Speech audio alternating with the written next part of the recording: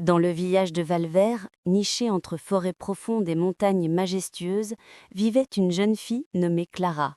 Elle avait 11 ans, des tresses auburn y dansaient quand elle courait et des yeux verts brillants de curiosité. Clara aimait passer ses après-midi dans l'atelier de son grand-père, le docteur Armand, le guérisseur le plus réputé de toute la région. Le docteur Armand possédait un don extraordinaire. Il savait fabriquer des remèdes à partir de plantes rares que personne d'autre ne connaissait. Son atelier sentait toujours bon les herbes séchées, la lavande et le miel. Les étagères débordaient de bocaux mystérieux remplis de poudre colorée, de racines étranges et de liquides scintillants. Mais un matin terrible, tout bascula. Le grand-père de Clara tomba gravement malade. Une fièvre étrange s'empara de lui et aucun de ses remèdes habituels ne fonctionnait. Il devenait de plus en plus faible, son visage pâlissait et même sourire lui demandait un effort immense. « Clara, murmura-t-il d'une voix tremblante depuis son lit, il existe un remède, le remède de la lune d'argent. C'est le seul qui puisse me guérir. Mais la recette a été perdue il y a 100 ans. » « Perdue ? Comment ça ?» demanda Clara, les larmes aux yeux. « Mon arrière-grand-père l'avait écrite dans un livre sacré, » expliqua-t-il avec difficulté. Mais le livre a été divisé en 3 parties et caché dans des endroits secrets pour protéger son pouvoir. Une partie se trouve dans la grotte des Échos, une autre au sommet du mont Brumeux et la dernière dans la bibliothèque oubliée. Clara essuya ses larmes et serra la main de son grand-père. « Je vais retrouver cette recette, grand-père, je te le promets. »« C'est dangereux, ma petite, » protesta-t-il faiblement. « Ces endroits sont... » « Je m'en fiche du danger, » l'interrompit Clara avec détermination.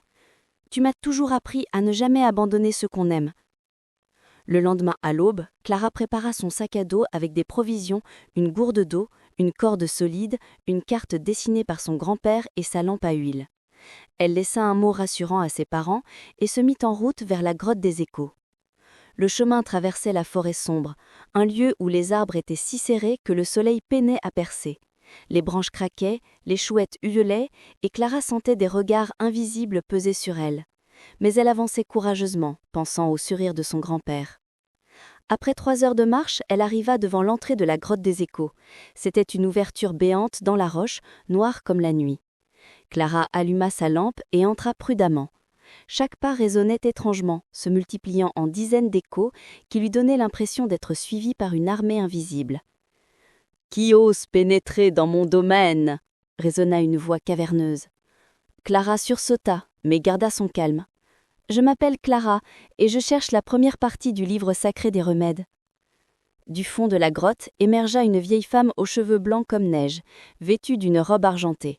« Je suis la gardienne des Échos. Pour obtenir ce que tu cherches, tu dois répondre à mon énigme. Je suis invisible, mais toujours présent. Je peux soulever les montagnes et calmer les océans. Les riches me cherchent et les pauvres me possèdent. Qui suis-je » Clara réfléchit intensément. Elle pensa à tout ce que son grand-père lui avait enseigné. Soudain, la réponse lui vint. « C'est l'espoir !» La gardienne sourit.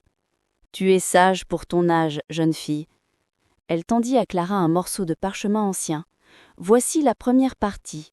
Mais souviens-toi, le savoir sans courage n'est rien. » Clara remercia chaleureusement et repartit vers sa deuxième destination, le mont Brumeux. L'ascension fut épuisante, le sentier était escarpé, glissant, et le brouillard épais l'empêchait de voir à plus de 2 mètres devant elle.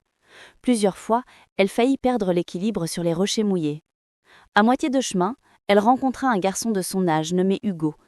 Il était assis sur un rocher, l'air découragé. « Je cherche une plante rare pour soigner ma petite sœur, mais je me suis perdue dans ce brouillard. » Clara hésita. Elle devait se dépêcher pour sauver son grand-père, mais elle ne pouvait pas abandonner quelqu'un dans le besoin. « Viens avec moi, nous chercherons ensemble. » Ils grimpèrent côte à côte, s'encourageant mutuellement. Quand un glissait, l'autre le rattrapait. Quand l'un voulait abandonner, l'autre trouvait les mots pour redonner courage. Finalement, ils atteignent le sommet où poussait un jardin extraordinaire rempli de fleurs lumineuses. Au centre se tenait un vieil homme barbu, le gardien du sommet. « Vous avez prouvé votre entraide. Hugo, voici la plante que tu cherches.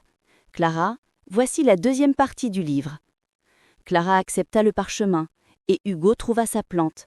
Ils se promirent de rester amis et se séparèrent, chacun reprenant son chemin. La dernière étape menait Clara vers la bibliothèque oubliée.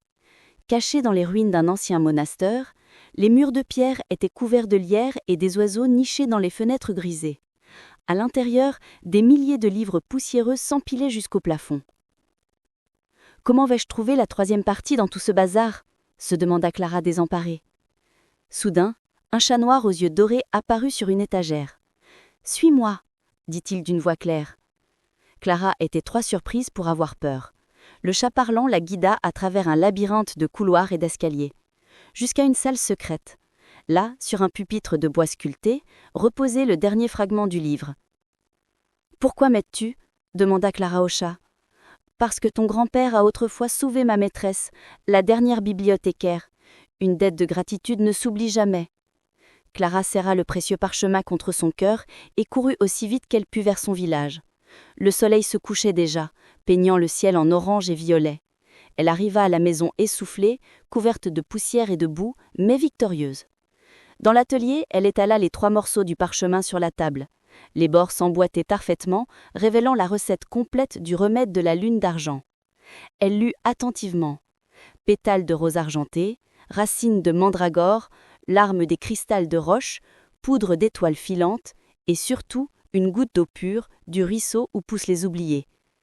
Toute la nuit, Clara travailla avec précision, mélangeant chaque ingrédient exactement comme indiqué. Au petit matin, le remède était prêt, brillant doucement dans une fiole de verre comme si la lune elle-même y était emprisonnée. Elle porta la fiole aux lèvres de son grand-père. Il but lentement, et presque immédiatement, ses joues retrouvèrent des couleurs. Sa respiration devint plus régulière, et ses yeux enfin s'ouvrirent, clairs et vifs. « Ma Clara » murmura-t-il en souriant, « tu as réussi. »« Nous avons réussi, grand-père, » corrigea Clara. « Toi, en me donnant le courage d'essayer, la gardienne des échos, en testant ma sagesse, Hugo, en me rappelant l'importance de l'entraide, et le chat, en m'enseignant la gratitude. » Le docteur Armand serra sa petite fille dans ses bras. « Tu as appris la plus importante des leçons.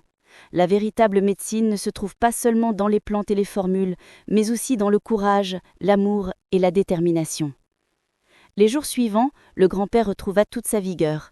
Clara recopia soigneusement la recette du remède de la lune d'argent dans un nouveau livre qu'elle plaça bien en évidence dans l'atelier pour que ne jamais plus il ne soit perdu. Le village entier célébra le courage de la jeune fille, mais pour Clara, la plus grande récompense était de voir son grand-père guéri, debout dans son atelier, préparant à nouveau ses remèdes merveilleux et racontant son histoire à tous ceux qui voulaient l'entendre. Et chaque soir, avant de s'endormir, Clara regardait par sa fenêtre la lune argentée dans le ciel et souriait, sachant qu'elle avait accompli l'impossible par amour.